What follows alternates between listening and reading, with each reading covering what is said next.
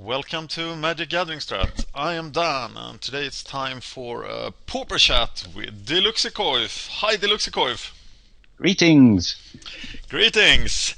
So, we have two decks to talk about today, and the first one is a bunch of little green guys. And it's not Stompy. No, it's not Stompy this time. Yes. So, what made you into a hippie? Well, Elves is just obviously a very broken strategy when it works, and I think the metagame's got to be right for it. And I don't think anybody would argue that having all your permanents return to your hand is something that's become quite the norm lately. Elves is quite a bit quicker, and with the addition of like mob justice, there's a lot of really cool ways to end the game really fast and take it out of your opponent's control. There's a few cards that my list is a little different in. Essence Warden is the first one I'd like to talk about. This card, a lot of people, they immediately have that bandwagon mentality and have to shove in 4 Well-Wishers. I found Well-Wisher to be a bit slow in one of those already winning cards in matches where, I always wish it was another elf. The Essence Warden's casting cost is incredibly important for timing people out. If you're not able to go off, if you're not able to beat them and they bounce everything back, in a lot of like familiar storm builds, for example, you play a forest, you drop your warden, and then they cast 3 or 4, maybe 6 other creatures, you gain 6 life, they bounce it back, and then they attack you for a net of maybe 2 as opposed to 8, and you can quickly see it takes them about 2 or 3 minutes to fissure everything up and get it going again, and you just play your Essence Warden again, auto yield, and gain 8 life. They attack you for maybe 6, 7, or 8, and the net gain is just insane, and the whole time their clocks just tick, tick, tick, tick, tick. That's really clever. Yeah, I mean, as you know, that's become one of my favorite little pastimes is almost designing around the clock, especially with regards to Fissure Storm and the late game. It takes so long for those decks to go, and I never have the patience to play them. I don't doubt their power level, but it is just funny to just like in chess where people complain about the clock. It's like it's a very valid win. You got to look at it that way. It's basic Sun Tzu: attack where the opponent is weakest. That's right. Yes, and my list also, there's been a lot of again, I keep mentioning bandwagon, but I do mean it, because a lot of people, I think they just have those assumptions, and they don't know where something started, and they just auto-include it because everybody's done it that way. I mean, like the Marauders and Burn, or the Rangers and the Island and Elves. It was always the 12 and 1 island, and and I was looking at it, and out of about 100 games, I had about 2 where Elves' big drawback is opening hands, and you got to kind of be I guess surfing chances would be a good way of kind of picturing it. But you keep almost any hand with 1 forest, and there were some times when the only land in my hand was an island, and it's like, God dang it, and the Ranger, it's 2 mana, but for me that seems really slow. It feels like 5. And you put your island in play, and so that's what led me to Affinity's logic with the Sprigleaf Drum, because you can have some really degenerate plays, and it also opens up the sideboard.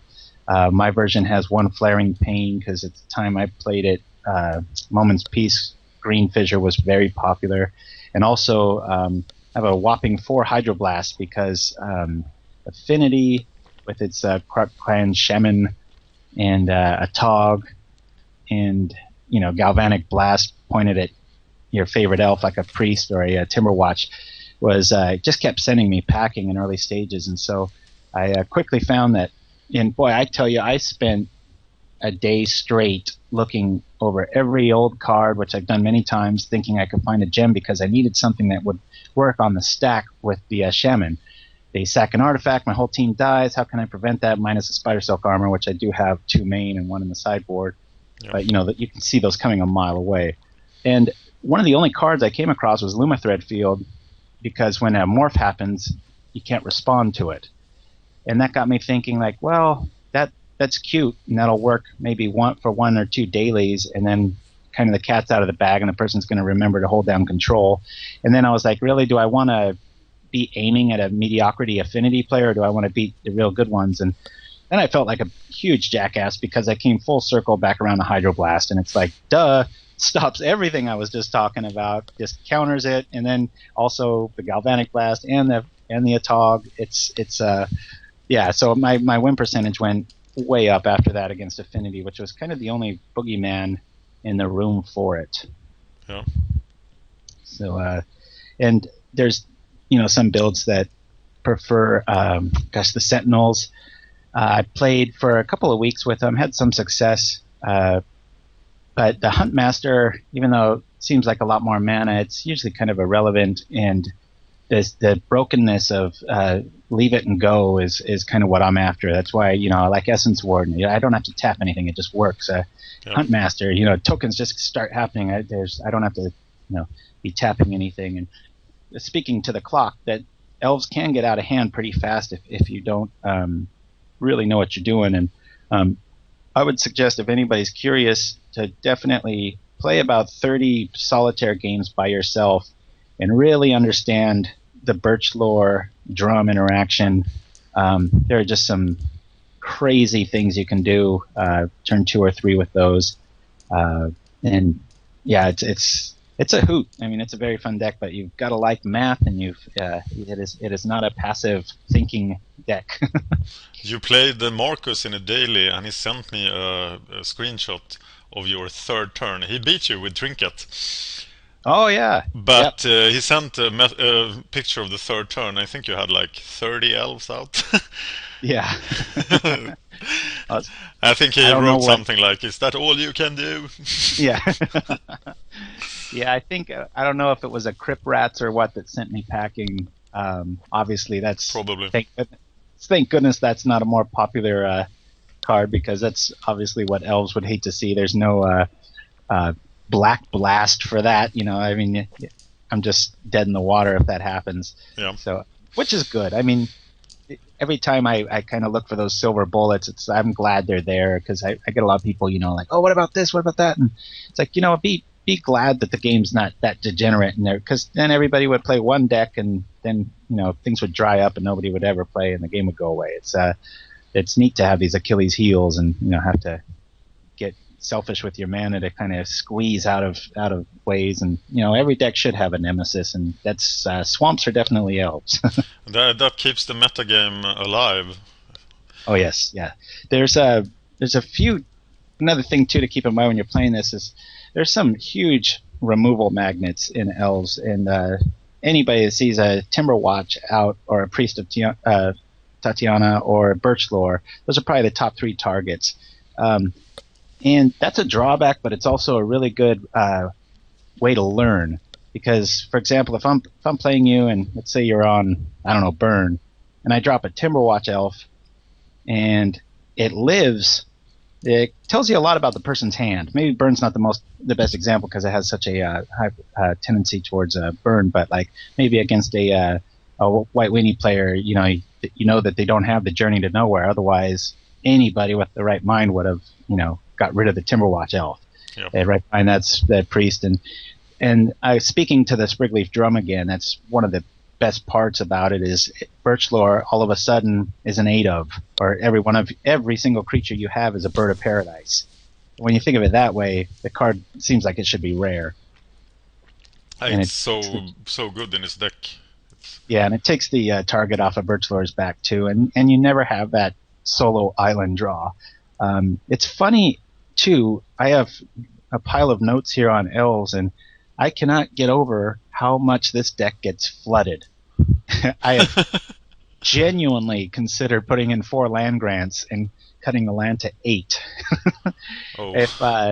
If Muck, Fey, and Days weren't so popular, I would do it in a heartbeat. That's how often I get flooded. I mean, I think out of like 20 or so losses with it, it's always just drew them out, drew another forest, it's like, good grief, there's 12 of them in this thing. It should just be rare to ever get one. But yeah, it's incredibly frustrating, and it's a good player history to maybe have Stompy as your first deck experience because understanding, Query and Rangers and the Nettle Sentinel, that's another area. Really focus on that because once you have a Nettle Sentinel out and a Birch Lore, the engine just gets screaming. I mean, you tap the Nettle and the Birch Lore to play something, the Nettle untaps. If you've got two of them out there, you should just win that turn, barring, you don't have Mob Justice or Distant Melody fodder. So, and other than that, it's pretty self-explanatory. I mean, the Hydroblast come in obviously against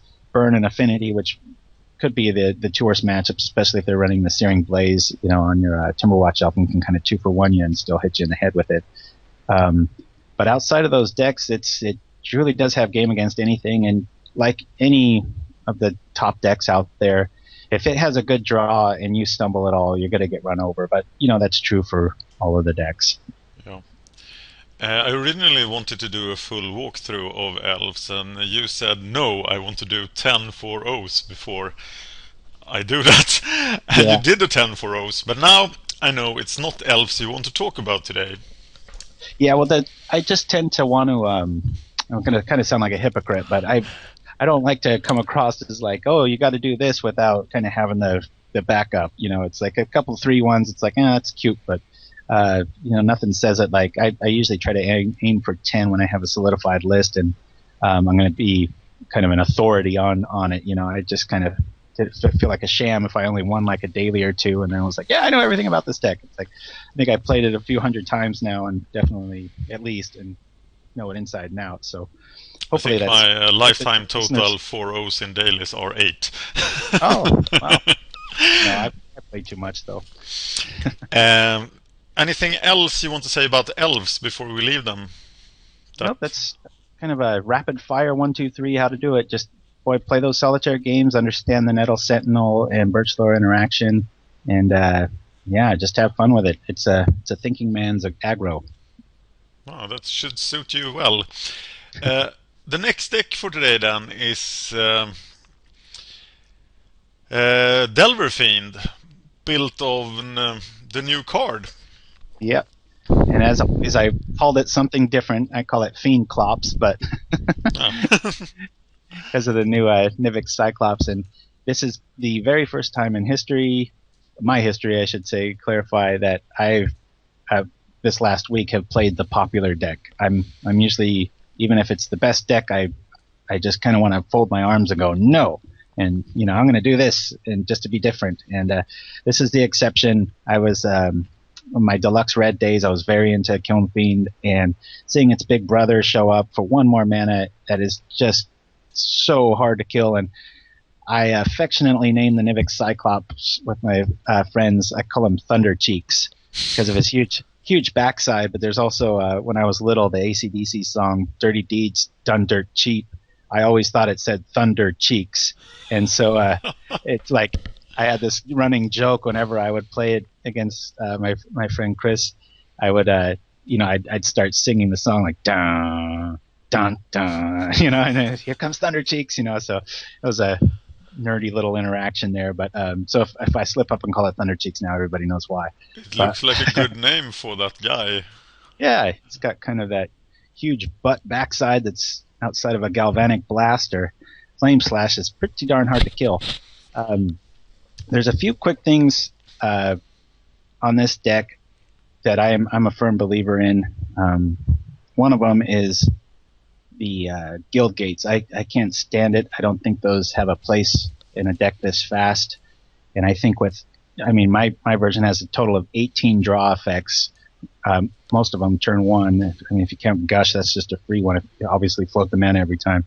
I've maybe 1 in 100 games I have a hard time finding mana.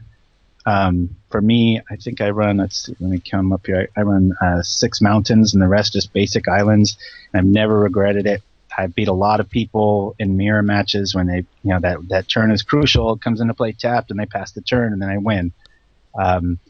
It's just incredibly tempo orientated, and you just cannot be time walking yourself for the convenience of a mana when you have that many draw effects. I could understand if it was like you didn't have Pawn or you didn't have Preordained, Shadow Rift, which, obviously in a pinch you play on the opponent's creature to draw a card between the Gitaxian Probe and the Gush. It's just you've got too many lands there. So, and again, back what we were just talking about with elves, the deck I was running into that was beating this was Affinity. It just it was always close, and it's about 50-50 against it. I've got all these stats here. I think I was 6-6 in tournament play until I finally made room for the Gorilla Shaman in the sideboard, which is obviously just one of the biggest knockout punches you can do if you have access to red mana. And there's a very cruel side of me that just loves playing that against Affinity.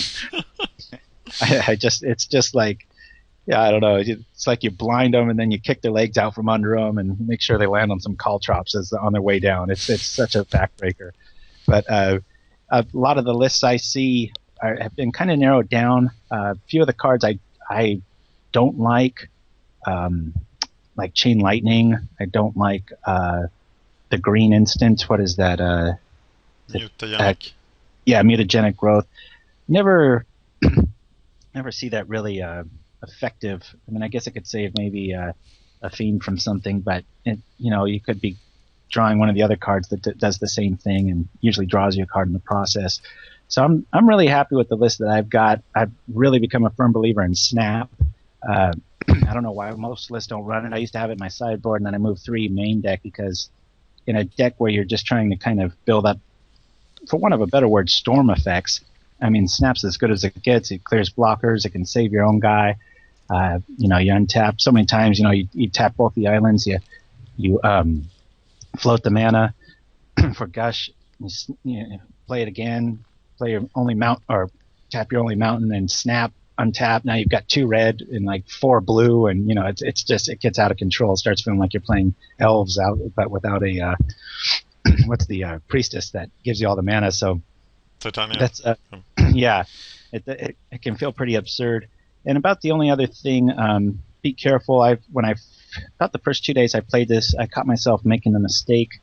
I would Apostle's Blessing something to save it from damage, and then my Assault Strobe wasn't there for the win. There's a few interactions like that I fell for once or twice, and got to kind of play slow and Assault Strobe first to grab the reaction out of it, and hopefully you've got a Dispel handy. Then the only other thing with regards to everybody's the bandwagon lists and the decks that they run, the question of Distortion Strike or Shadow Rift, they're both very valid. I think Distortion Strike is better in a mirror, maybe against like a Stompy or an Affinity. Overall, though, the drawability and the instantaneous flexibility of Shadow Rift usually gets the nod from me. I'm such a purist that heaven forbid I would ever play 2 and 2, which might be a very smart idea. I'm kind of an absolutist in a lot of things, and I'm just kind of sticking to my guns with that one. And then obviously the strength of this deck is, you have Hydroblast and Pyroblast, which I'm not going to bore the audience with how good and flexible those are, but in a deck like this, they have been known to appear in some sideboards. Yes.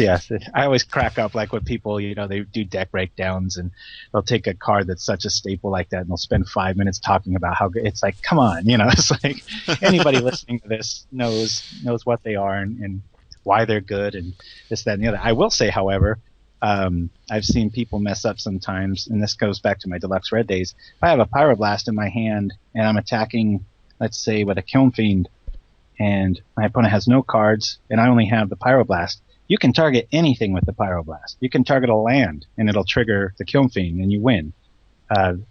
Very flexible card there. That's why I, like with Hydroblast and Pyroblast, I run 4 and then 3 Dispels because of that flexibility range. It's in a pinch, that can trick the Cyclops or the Fiend to go all out. So, yeah. So that's my take on it anyway. One thing that has always been a weakness with all these Voltron decks, the decks that try to build a huge creature and win with it, like Infect, Hexproof, or this deck, is getting stuck with no creature. Yeah. And I was surprised that people... My first reaction to Nivix Cyclops was that, great, now they can have creature number 13 to 16. But everybody has cut the Wee Dragonauts. Yeah, I think it's a very inferior card compared to Thunder Cheeks. And I've like I said, with all those draw spells, there's a reason Ponder and Preordain were both banned in Modern, but yet we've got them both. I think even without those, even if you did run a sleight of hand build and stuff, the deck would still show up. It's then, especially with Ponder, you won't be able to dig so deep. Then it might warrant maybe putting 2 Dragonauts in. I've never liked the card. It's just tough enough that it dies to anything your opponent's got in their hand. Well, obviously, I have a Lightning Bolt Persuasion. So, I personally thought about maybe cutting 1 Delver and actually going to 11 creatures whenever I feel like I need like that one more spell or whatever. It's never really been an issue. I mean, of course, there are those games where if they do deal with it, that's the problem is once the initial gas is out of the tank, and you can't really reset, and the person's putting pressure on you, which was why Affinity is so good against it. If they can stop that play, the turn 3 or 4 win, then you got an uphill fight on your hands, and that's why I had to go all the way back down to the Gorilla Shaman logic and just have that kind of trump card where yet it's another problem for them to worry about. Have you won of a Gorilla Shaman doing 20 damage with Assault Storm? No, but I am fond of Assault Strobing my Flip Delver because that's a ball lightning in the sky, and I think a lot of people tend to get a little greedy with this deck, and they want that kind of home run. Like I always kind of giggle, like people will be able to kill me with let's say a mirror match, and I'm dead. I've got nothing in my hand. Here comes the Cyclops. It's like a 20 whatever, and they take another minute to make it like a 48 something, and it's like really. It's like, nothing better to. I don't understand. It's like that win more mentality. You just want to rub your nose in it. I don't know what the deal is, but who knows? How often do you win of Delvers? Quite often, and it's funny. My son Alex was laughing because I've fought against them my whole life. It seems like when playing Stompy and stuff, and those things love me. I think I have. Like 90% of the time, I have one in my opening hand. It's an Island Delver, like Preordain, and then good stuff. And they have an easy time flipping in this deck. Oh yeah, and that's the thing. No offense to Mezzel's build, but I have always kind of just scratched my head and wonder when I see these lists of 20 plus creatures and 4 of them are Delvers. It's like okay, it's like I guess Brainstorm works there, but that's yet you have to play Brainstorm to make that work. It kind of cheapens the whole thing. And speaking of that, I always wonder where Pester might win. Such a strong card, and you just never see that one anymore. But getting off subject. It's in a list once every month or so, but that must be old decks that are being brought back. So, when you play this deck, what do you keep? Any hand with an island and some card draw? Pretty much. You don't even have to see a creature because if you're looking at a Ponder or a Preordain, or there's just such a plethora of draw and options to just go dig. And the majority of the time, I'm looking, like I said, usually I'll have a Delver or Fiend or one of the 3 creatures, and I'll be digging for like a mountain to basically set up like the perfect turn. And sometimes it's tough to be patient because you have an Apostle's Blessing and maybe a Cyclops draw, and you got to wait till turn 4. And so there's part of me that's been tempted to play the Mana Monkey that you can just toss for 1 red, or the Lotus Petal. But in the end, it's definitely fast enough and mean enough. And the Gataxian Probe or 2, you can tell what's and it is nice to be able to play the probe without paying life a lot of times. To just kind of set up and get that perfect information. So it's a truly broken deck. I mean, I would not be surprised. I'm not surprised at the numbers. I'm not surprised when it beats me, even though, if I make a deck just to beat it, it's one of those decks that has so much firepower that, like I said, if it draws basically well and you hiccup at all, you are dead and really dead. Yeah. What do you think is its worst matchups? Well, I've got a little stat sheet here, and I kept really good notes on from the beginning. And these are all tournament standings. Affinity was a 50-50. I had 5 wins, 5 losses. That was before the Shaman build. after that, I had 3 wins and 0 losses, and my notes just say "clobber in time" with the shaman. So, All right. another one that is incredibly surprising to me was Stompy was. I mean, I had 8 wins and 5 losses against it, but I just thought that was going to be just such a blowout because, they about their only defense is maybe, Moment's Peace or Fog effects, and you've got the spells and, the synergy going, and it definitely favors you, but it wasn't the landslide I thought it would be. I thought it would be a landslide too. That's yeah. Yeah. And the other, your creation, the black-blue Trinket control. Not mine, but yeah, I know what you mean. Oh, yeah. I'm sorry. I thought it was. It's that one's tough. I've got 1 win and 2 losses against that. It's funny that damn little deck is it's like my kryptonite. It seems like every deck, maybe except for the new one I just built, but it seems every deck I build is like bait for that one. And I never see it, and then it'll be like in the finals, and I'm like, I can't get a 4-0 today, really? It's like so. Yeah, I was thinking this is one of the better matchups for Trinkets, and it's because of the low creature count. As Trinket will draw a lot of cards, and from the beginning almost have more removal than you have creatures. Right. And every removal hits this deck. That's the Cyclops isn't protected from any of it, basically. Yeah, that could be a problem, but that backside of Thunder Cheeks is so relevant in so many games. But another new deck to the scene, Turbo Kitty 3000 made a deck, and he wouldn't share the list, so I made it and then I placed with it, and I just labeled it Boros Kitty and got a bunch of people assuming that I made it, but it was Turbo Kitty 3000 that made it. But that's starting to pick up in popularity. It's basically a control deck in white-red with some artifacts to draw, and that beats this deck pretty handedly too, because it literally, it has the Galvanic Blast for Thunder Cheeks, and then it has Journey to Nowhere for anything that slips through, and then it has Lightning Bolt for Delver or Kilnfiend, and a lot of draw and a lot of blockers, and it can gain life. So I've been having some bad experience with that. Yeah. So what are your best matchups? This must be a pain for the Fissure decks. Yeah, anything with Fissure, blue control, white weenies. Just my notes are seriously who plays this next to 5 wins, 0 losses. UG Fissure Post just says wipeout. It's 8-0. 8-0. 8-0. Yeah. Right. There was one game I thought, I'm finally going to lose, and I didn't. I drew a lightning bolt, and in response to a Glimmer Post expedition map, he was at like 3 life and went to go start gaining life, and I was like, nope, and just zing, pulled that one out. But yeah, those are the ones that are just. Yeah, it's crazy. What about other control decks such as MBC or Izzet Post? Yeah, I have to. It follows the logic of the Trinket deck too. I have MBC here. I've won 1, lost 2. It's basically comes down to bad draws versus super hate. You've got to hope that they just stumble a little bit. Like I said, you only need that one little opening. And Izzet Post is 5-1. Nice.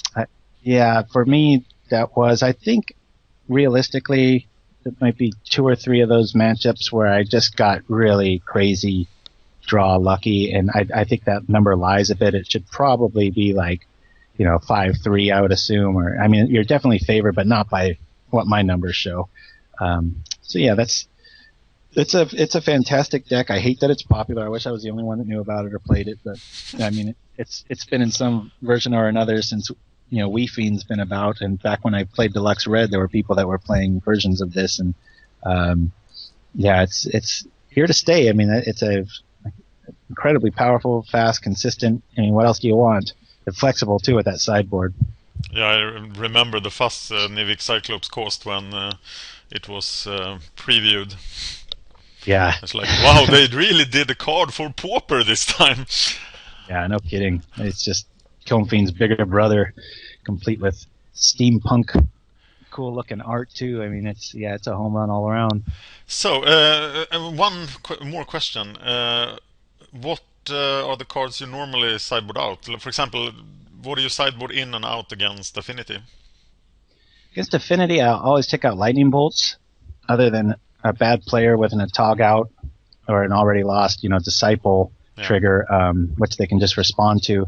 That's the reason people play Affinity, is because the 4 toughness on all their dudes. So it's kind of a wasted thing there. So those will come out for the shamans. And back to my elf days, I'll always bring in 4 Hydroblast because outside of their big men, everything in Affinity, I don't think this is news to anybody, but it is kind of like an observation I've told a few people, and they're like, oh yeah, but you take away the potential of fling a Tog and Galvanic Blast, and it really neuters it. And depending on the build, you might want to bring in 1 or 2 Dispels. I don't. I just think it's kind of a catch-all. So I bring in those 8, and I'd take out, seriously, the probes. The life races, same with against like Burn, even though I can pay the blue, most of the time I'm not going to want to. And Lightning Bolt's probably the first card I would cut from this build, maybe go with even like a 4th snap, cut the bolts, and or I've even thought of playing Flame Slash when before I came up with the Gorilla Shaman and finally made room for it in the sideboard, both for the mirror and the Cyclops and Mnemonic Walls. There's all kinds of. I just wish it was an instant. I can't see myself playing Sorcery Speed. Yeah. So yeah, and then it's usually. With this deck, usually Lightning Bolt comes out, whenever you need to make room for stuff. It's always nice too to keep your colors consistent. If 4 red go out, you bring in 4 red from the sideboard, sort of thing, so you don't get that ridiculous lopsidedness of an onslaught of 1 color. And there's some logic too in taking out Kiln Fiends in the old days against Affinity.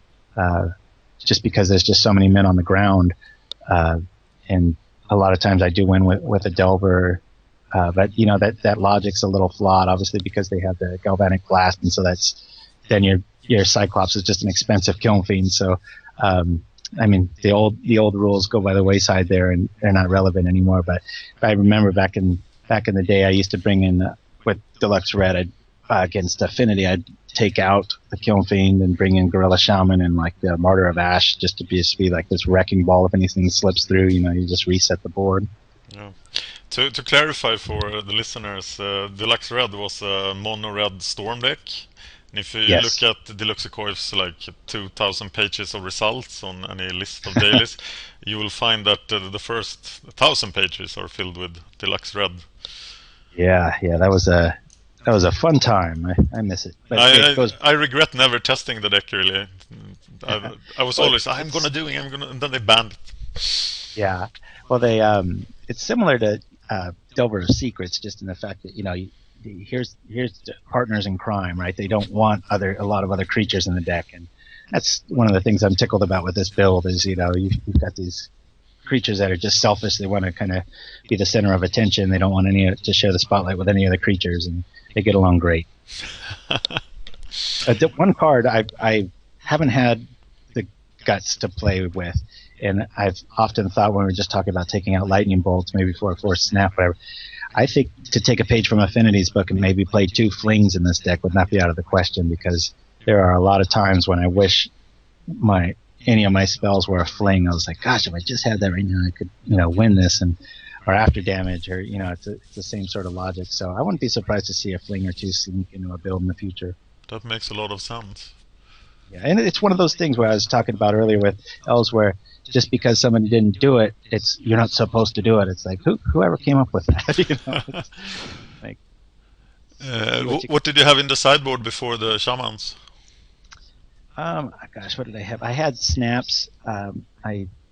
Those migrated to main deck because I just, even against control decks, they were good at saving my critters or stopping like snap tricks from happening against their own Cloud of Fairies, or just a lot of little tricks. So, and I kept. It was one of those things where I'm sure you've done this before too, where you have this deck built, and every single time, every single matchup, you keep bringing in these cards. It's like, why isn't that just in the deck? And so it was one of those kind of eureka moments where I'm like, you jackass, and like, put those things main and make room for them because they're a free spell. So yeah, that's kind of the evolution. I mean, this one's pretty. there's some tricks to the math, and obviously, like I was warning against the Assault Strobe Apostle Blessing error that I made once, twice, maybe 3 times. But other than that, it's pretty self-explanatory. I don't think there's too much genius going on in these builds. I mean, they work for a reason, and I think they're popular for that same reason. It's just that consistency and power level is just crazy. Yeah. Well, thank you for sharing, and I'll hope you'll be back soon. I do too. Thanks. We'll talk to you soon, Dan. I love logging in just to hear you say Deluxeicoff in your cool accent. All right.